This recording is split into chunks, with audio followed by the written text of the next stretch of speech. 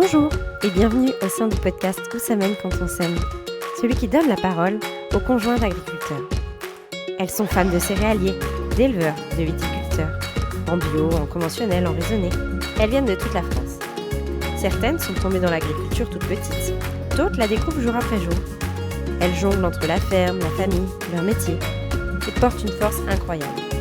Moi c'est Marion et avec ce podcast, j'espère que certaines d'entre vous se reconnaîtront dans leurs propos, trouveront des conseils, des échos à leur vie, prendront peut-être un peu de recul, trouveront du soutien, ou simplement verront une mise en lumière de ce qui se vit, souvent dans l'ombre, au cœur des fermes.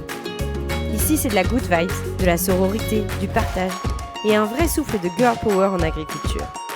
Alors, à votre avis, où ça mène quand on s'aime ? Aujourd'hui, je reçois Charlotte. On vient tout juste de faire connaissance toutes les deux et je suis ravie de partager ce moment avec toi. Pour commencer, est-ce que tu peux te présenter en quelques mots ? Moi, c'est Charlotte, j'ai 30 ans. Je suis mariée avec un agriculteur dans les Pyrénées-Orientales, dans la montagne à Aynes. J'ai un enfant et un en cours, qui est prévu pour décembre. Trop bien, félicitations. Merci. Quel âge a ton premier enfant ? Elle a 4 ans et demi.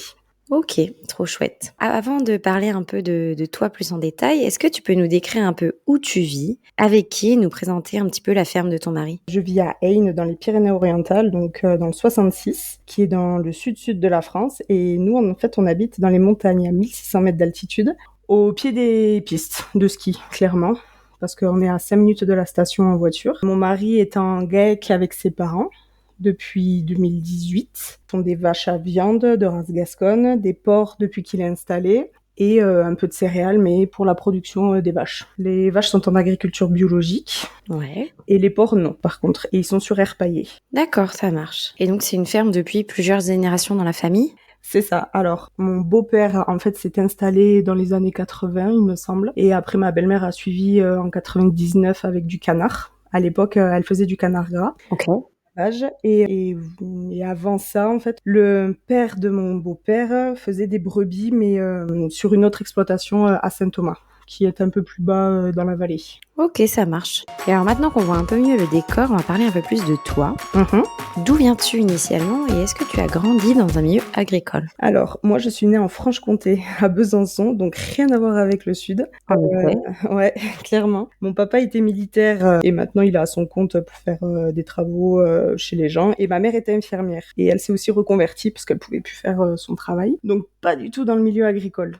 Mais je sais pas pourquoi, depuis que je suis toute petite, en fait, les animaux, la ferme m'a toujours attirée. Ça a commencé surtout avec les chevaux. Ouais. C'est comme ça, en fait, que j'ai axé mes études après, par la suite. Justement, tes études, est-ce que tu peux nous parler un petit peu de ton parcours professionnel ? Quelle formation et études t'as suivi et dans quel objectif ? Alors, moi, j'ai fait un bac pro CGEA, option production et valorisation des chevaux. Je l'ai fait dans la Drôme. D'accord. Donc j'ai eu mon bac. Après, je suis partie une année dans la Sarthe pour faire une année de production animale en BTS. Qui m'a pas du tout convenu parce que c'était très très scientifique et les sciences c'est pas trop pour moi. Donc je me suis réorientée vers un BTS Axe dans la comptabilité agricole que j'ai faite par contre à l'Arac dans l'Aude. Et c'est là que j'ai rencontré mon mari en fait. Ok. Et alors, comment est-ce que vous vous êtes rencontrés du coup ?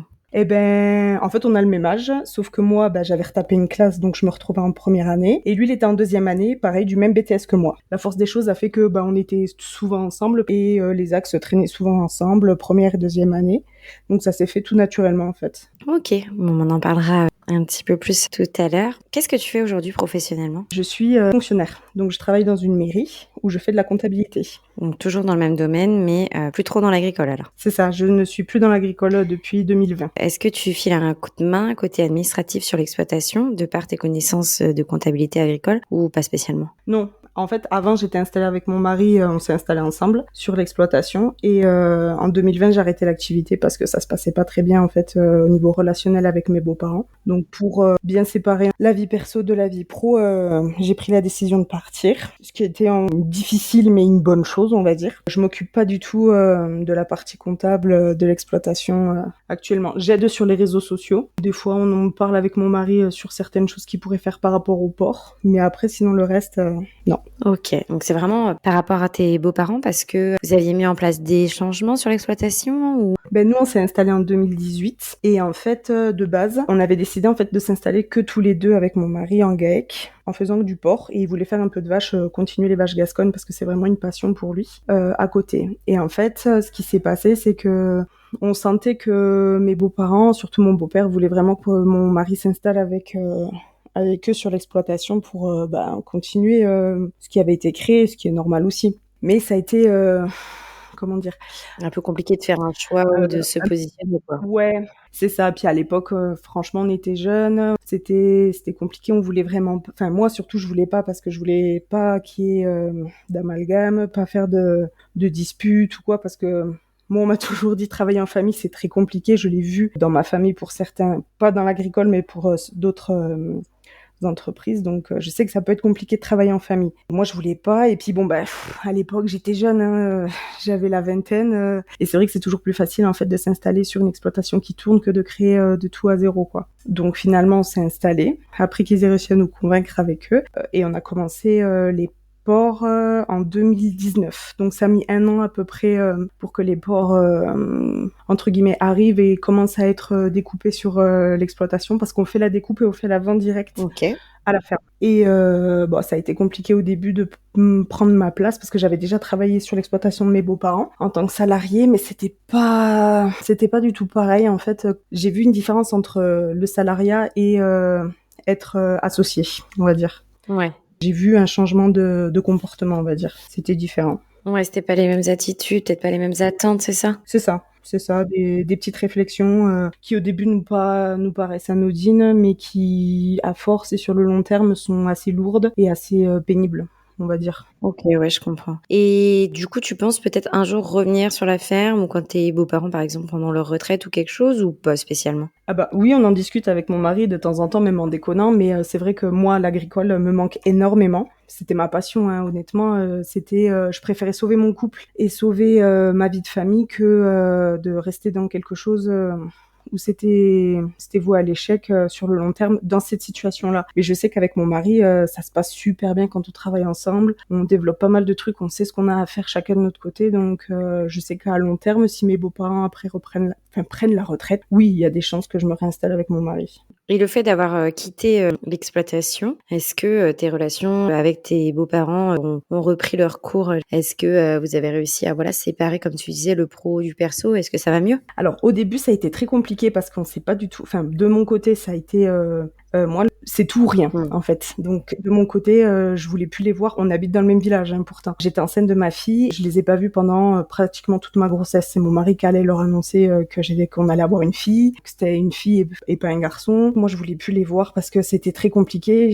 J'avais beaucoup de rancœur. J'ai du mal à pardonner parce qu'il y a des choses qui ont été dites. J'oublie pas. Même aujourd'hui, je suis passée à autre chose. Maintenant, ça va mieux. Surtout quand je vois la relation qu'ils peuvent avoir avec ma fille, donc ça me rassure dans un sens. Mais j'oublie pas. Ouais, t'avais besoin d'une coupure aussi, puis tu verras comment ça évoluera, quoi. Ouais, c'est ça. Ok, c'est super intéressant de discuter de ça. Merci Je sais que ça doit pas être évident de revenir un peu là-dessus, mais c'est hyper intéressant comme parcours. Merci beaucoup pour ça. Alors, j'aimerais maintenant qu'on parle un peu de votre vie à deux, que représente le quotidien quand on vit avec un agriculteur. Alors, tu nous parlais de votre rencontre quand tu as su qu'il était donc fils d'agriculteur et qu'il voulait reprendre l'exploitation. Qu'est-ce que toi, t'as ressenti? Ça m'a pas fait... C'est pas ni chaud ni froid, mais en étant dans ce milieu pour mes études, je me doutais que j'allais rencontrer quand même des agriculteurs, entre guillemets. Donc, j'étais un peu préparée à ça, quoi.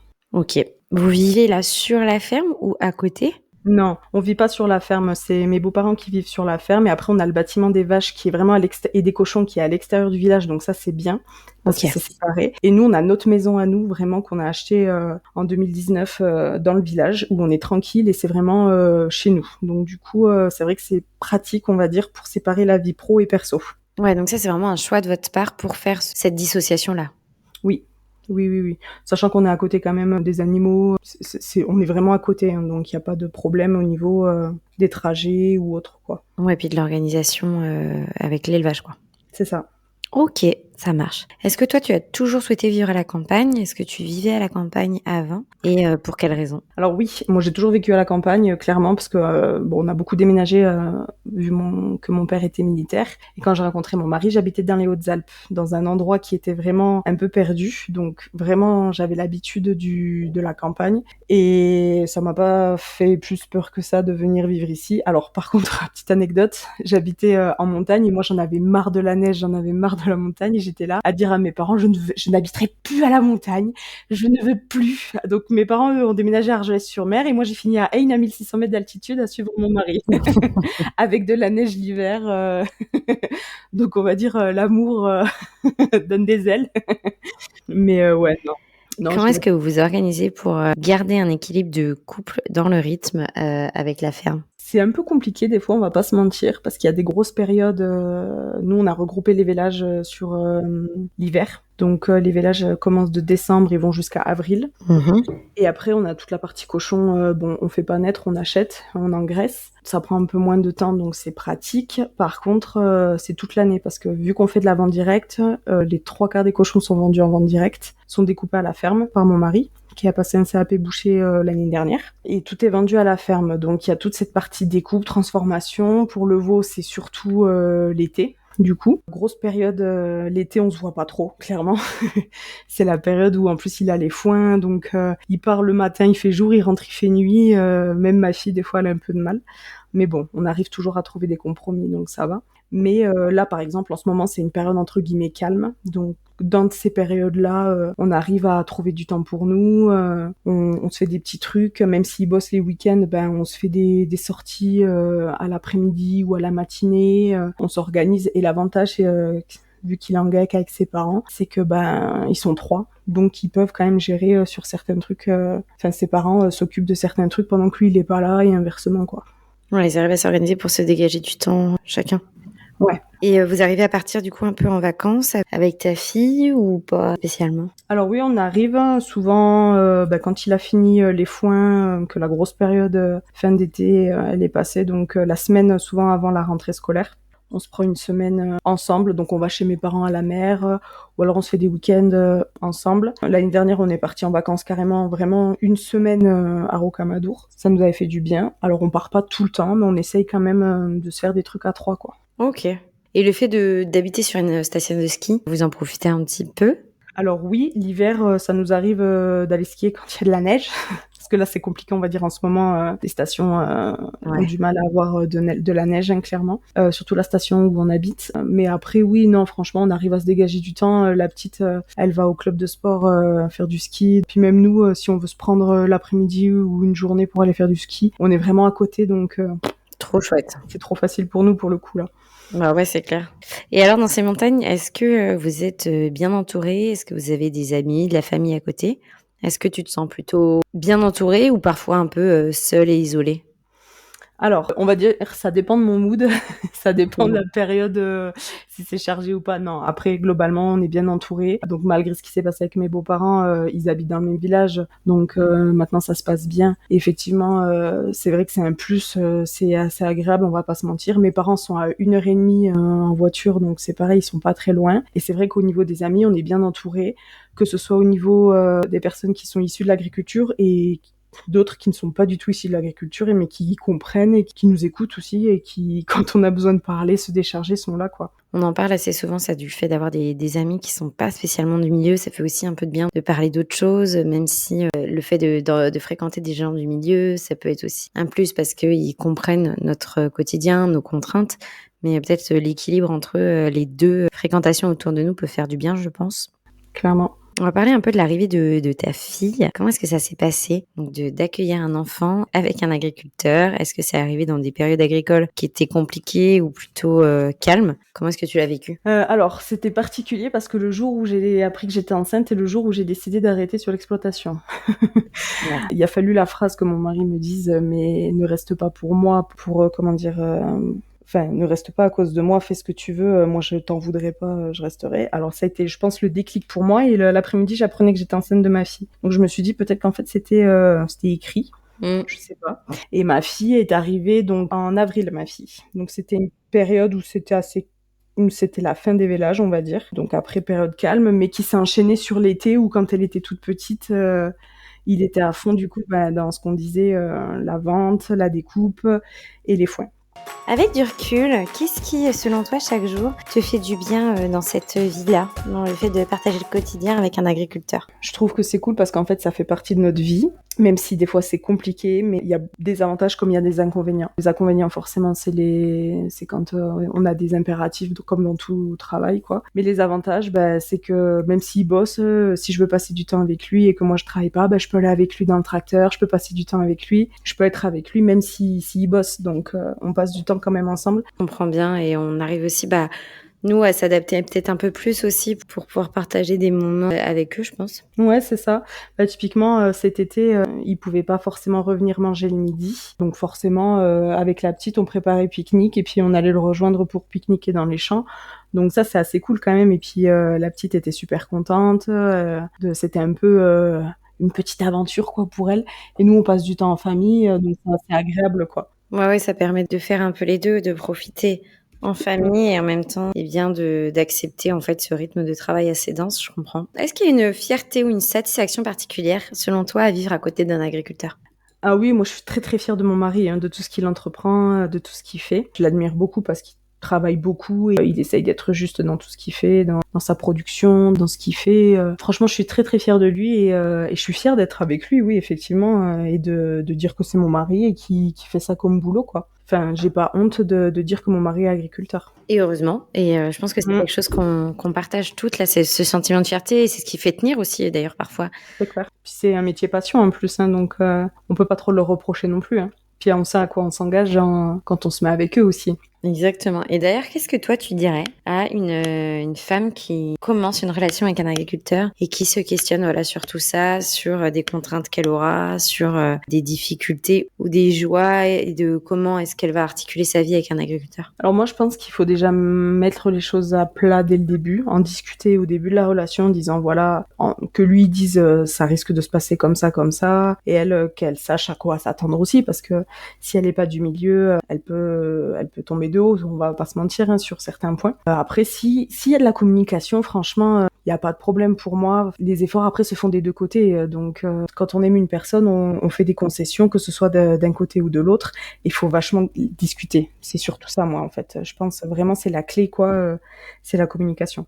Tu parlais de surprise. Est-ce que toi, il y a eu des choses sur lesquelles tu te projetais qui se sont pas passées comme prévu dans ta vie avec lui, ou des surprises sur ses travaux, sur sa dispo, que ce soit des bonnes ou mauvaises surprises, bien sûr? Moi, quand j'ai fait des stages, j'ai toujours vu des agriculteurs qui arrivaient à s'organiser avec des services de remplacement, par exemple, pour partir en vacances. Au début, mon mari, vu il est jamais parti en fait en vacances avec ses parents quand il était jeune, donc chez lui, c'était compliqué de partir au début en vacances. C'est-à-dire que mon mari, il peut pas prendre des vacances s'il part pas. Rester à la maison, même pour le congé paternité, au début, quand ma fille est née, donc il avait le droit à 15 jours. Même s'il était en congé paternité, il partait le matin aux vaches. Donc au début, ça m'avait un peu surprise par rapport à ça, parce que j'étais il a vraiment du mal à décrocher quand même. Mais justement, en discutant par rapport à ça, en disant ce serait bien quand même que si on prend des vacances, on lâche vraiment prise. Et moi après, j'ai compris que vraiment si il veut prendre des vacances, faut qu'il parte. Donc le compromis qu'on fait, c'est que quand on prend des vacances, on part, on reste pas, parce que sinon c'est sûr qu'il va aller bosser. C'est une surprise oui et non entre guillemets, mais c'était le truc qui a été le plus dur à mettre en place, on va dire. C'est super intéressant ce que tu dis, que ce besoin vienne de lui, tu vois, et pas spécialement de toi. C'est vrai que parfois c'est des nanas qui disent allez, on coupe de la ferme, on coupe de tout ça, et surtout celles qui vivent sur l'exploitation. Mais là, que ça vienne un peu de l'agriculteur, de dire moi je veux couper de ma ferme, et sinon je vais y retourner. C'est ça, ouais. Je trouve ça hyper intéressant comme point de vue, et puis on le comprend aussi en fait. Après, je pense aussi le fait que moi, il s'entend très bien aussi avec mes parents, et le fait que ma famille ne soit pas du milieu agricole, peut-être aussi ça lui a ouvert les yeux sur certains points, et en disant ça se passe autrement comme chez les autres, quoi. Tu penses à quoi là comme point? Et ben par exemple sur le point de partir en vacances, passer du temps en famille, mais pas forcément que à la journée, parce que lui forcément quand il m'expliquait quand il passait du temps avec ses parents, c'était à la journée parce que ils avaient pas l'argent ou ils avaient pas le temps de partir en vacances. Hein. Ce qui est classique, on va dire, dans beaucoup d'exploitations, tout le monde ne peut pas se permettre de partir en vacances. Nous, on a cette chance, donc c'est cool. Donc lui, il partait en vacances avec ses grands-parents. Il m'expliquait quand il était jeune avec sa sœur aussi. Et le fait, je pense, de discuter avec mes parents, de voir que ça se passe autrement chez les autres, il a envie d'autre chose aussi, parce que sur certains points, il est pas du tout comme ses parents, quoi. Puis elle a pas du tout la même relation avec mes beaux-parents qu'avec mes parents. Mes parents, elle va partir en vacances une semaine chez eux, parce que pour les voir, pour passer du temps aussi ensemble, et parce que mes parents aussi veulent l'apprendre. Elle est trop contente d'y aller, on part en week-end, mais mes beaux-parents, elle les voit presque tous les jours. Et des fois, on rentre de l'école, elle me dit « Ah, je veux aller voir papy et mamie ». Et moi, je suis là « Oui, mais maman, elle est fatiguée. Elle aimerait rentrer aussi à la maison. » Alors, des fois, mon mari, quand il va la chercher, il passe du temps ensemble. Clairement, hier, j'avais la réunion parents-prof de début d'année. Je l'ai déposée à la ferme. Mon mari était en découpe de cochons. Ils étaient en train de finir de mettre sous vide. Donc, elle était à l'atelier avec ma belle-mère et mon mari. Et après, quand elle a entendu mon beau-père arriver en tracteur, elle était trop contente. Elle est partie avec lui. Et ce qui est bien aussi, c'est que mon beau-père a appris à ralentir grâce à ma fille, je pense. Ah ouais, c'est bien ça. Ouais. Bon, après, il a eu des soucis de santé, donc qui ont fait que ça lui a donné un coup et il a été obligé de ralentir, clairement. Ouais. Mais je pense aussi le fait que de prendre le temps avec ma fille, ça lui fait du bien aussi. Parce que clairement, moi, je l'ai toujours connu. Il reste jamais à la maison, pareil comme mon mari, à faire des trucs à la maison alors qu'il pourrait avoir des travaux à faire chez lui. Non, faut tout le temps qu'il soit sur la ferme, sur l'exploit, il y a toujours des trucs à faire, donc il fait. Et une fois, moi j'étais pas dispo, je bossais. Le centre de loisirs était fermé, il fallait garder la petite. Mon mari à fond en découpe, ma belle-mère aussi. C'est mon beau-père qui l'a gardée, il était trop content de passer la journée avec elle, quoi. Et même, il avait pas envie de faire autre chose, il était trop content de faire ça, quoi. Et même à ma belle-mère aussi, elle est contente, elle est fière de l'avoir avec elle à la boutique. Moi au début, j'avais du mal à la laisser parce que je voulais pas qu'on me reproche en fait de laisser ma fille tout le temps, qu'il la garde. Bon, parce qu'il y avait un passif aussi, mais en fait, au fur et à mesure, j'ai vu que c'était un plaisir pour eux et que même ils étaient en demande de ça. Donc ouais, mais ça, c'est pas évident non plus, je comprends. Parce qu'en fait, avec la proximité, toi, tu as aussi envie de demander des dépannages, mais tu veux pas que ce soit trop non plus et qu'ils te disent, en fait, on n'est pas nounou. Ah, ça, je comprends plus. Et j'ai toujours dit vraiment, il faut que ce soit du plaisir et pas. Exactement. Je veux pas vous inonder. Ouais, c'est ça. Donc là, on a trouvé un petit équilibre, je pense. C'est quand ils ont envie, quand Charlie a envie aussi, parce que voilà, des fois c'est elle qui en demande aussi d'aller voir ses grands-parents, clairement. Puis on va pas l'en empêcher, on peut pas. Non, et puis surtout quand elle a ce luxe d'avoir ses grands-parents dans le village, forcément. C'est ça. Puis alors elle, vraiment, on va dire, elle est la reine du pétrole, parce que c'est une enfant qui s'ennuie jamais, je pense. Elle est tout le temps à la ferme, elle est tout le temps dehors avec son père, avec son grand-père ou sa grand-mère ou avec moi, selon ce qu'on fait. Enfin, elle est, je pense qu'elle a une enfance qui est pas malheureuse du tout. Ouais, c'est clair. Et qu'est-ce que toi tu penses ça du fait d'élever tes enfants à la ferme? Quel point positif et négatif, parce que parfois il y en a aussi sur des aspects peut-être sécuritaires, etc. Tu trouves à ça? Alors positif, moi je la trouve hyper éveillée, quoi. Enfin, puis elle est tout le temps, elle pose tout le temps plein de questions, et puis elle sait du coup plein de trucs parce que forcément on lui explique. Donc elle a déjà vu des vélages, donc c'est même elle qui expliquait l'année dernière à la maîtresse ce qu'était un vélage, la différence entre une génisse et une vache, un veau. Enfin, alors que la maîtresse, les termes, c'est des termes techniques, donc ils connaissent pas, ce qui est normal. Charlie, 3 ans et demi, c'est elle qui expliquait ça à la maîtresse, donc c'était assez marrant quand il nous l'expliquait. Et elle est tout le temps en train de demander, d'apprendre. Elle est hyper motivée. Enfin, c'est une petite qui a fait la vallée d'Ain, qui est une randonnée quand même de 2 heures pour monter les vaches en estive à plus de 2000 mètres d'altitude. Elle l'a fait en marchant. Elle m'impressionne, quoi, cette petite. Donc non, franchement, je pense que ça leur fait du bien. Ils sont à l'air, quoi. Ils sont super bien. Ouais, je comprends. Trop bien. C'est une super conclusion à cet échange. Merci beaucoup, Charlotte, pour ton temps. Et merci à toi pour cette interview. C'est la fin de notre échange. Merci de l'avoir écouté jusqu'au bout. Si cet épisode vous a plu, je vous invite à découvrir tous les autres. Vous pouvez également noter le podcast sur votre plateforme d'écoute préférée. Et pour suivre l'aventure au quotidien, Retrouvez-moi sur les réseaux sociaux et surtout sur Instagram où je suis très active. N'hésitez pas à vous abonner, liker, partager. C'est grâce à vous que ce projet prend forme et qu'il peut continuer à grandir. Et mesdames, si vous avez envie de raconter votre histoire, rejoignez-moi dans un prochain épisode. À bientôt!